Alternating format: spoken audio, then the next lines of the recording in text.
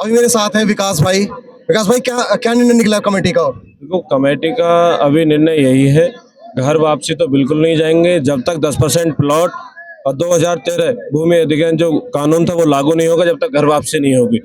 अभी चर्चाएं चली हैं, 10 के 10 संगठनों ने चर्चा कर कर यहाँ जो शासन प्रशासन सबकी तरफ से अनुरोध था और मुख्य सचिव से वार्ता कराने के लिए इन्होंने कहा है। तो इतने अभी धरना यहीं चलेगा, दलित प्रेरणा स्थल पर ही।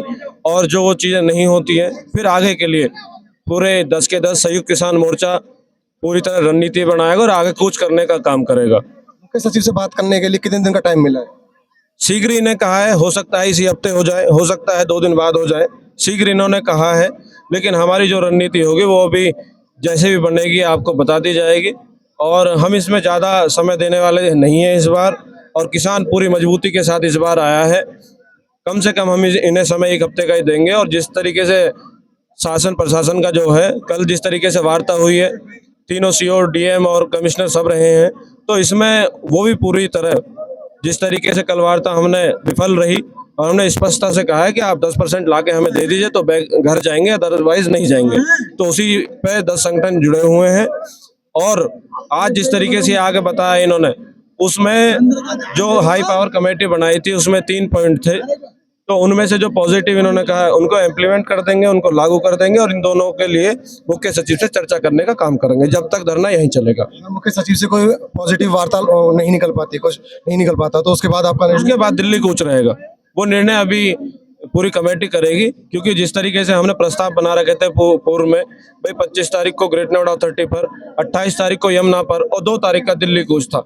और दिल्ली कूच के समय में आज इन्होंने हमें यहाँ पीछे भी रोका था। महामाया मैन हमारा आज पॉइंट था, इन्होंने आज यहाँ रोककर मुख्य सचिव से जो वार्ता के लिए कहा है उसके लिए 2-4 दिन का इन्हें समय दिया जाएगा। और चीजें नहीं होती है तो दिल्ली कूच के लिए पूरा संयुक्त किसान मोर्चा आगे के लिए काम करेगा। डॉक्टर साहब, ऐसा ना हो जैसे पहले एक तरह हाई पावर कमेटी बना के छोड़ दी थी, उसका भी कोई टाइम नहीं निकला था। अब की बार भी अगर आपको यथाशीघ्र बोला जा रहा था, शीघ्र में 6 महीने 8 महीने, ऐसा ना हो जाए? ऐसा कुछ है नहीं। इस बार किसान बिल्कुल मूड बना के आए, घर वापसी बिल्कुल नहीं है।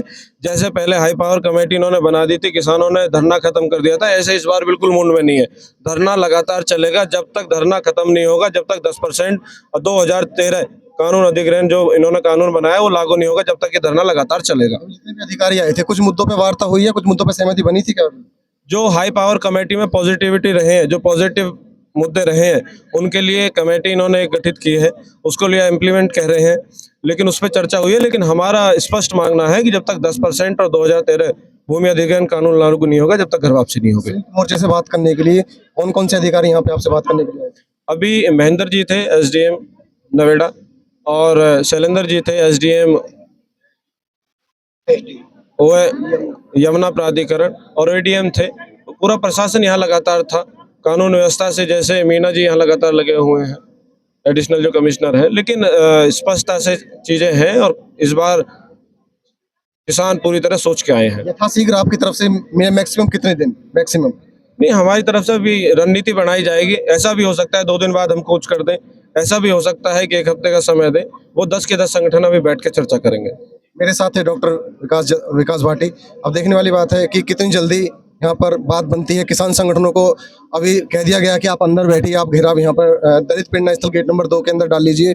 अब देखने वाली बात है कि क्या चीफ सेक्रेटरी मुख्य सचिव से कितनी जल्दी वार्ता हो पाती है। वार्ता विफल रहती है, असफल रहती है, और दिल्ली कूच कब तक किसान कर पाएंगे। अगर यहीं वार्ता बन जाती है, यहीं बातें हो जाती हैं, तो मामला यहीं पर बन जाएगा। इसी के बाद विदा लेते हैं। जय हिंद, जय भारत।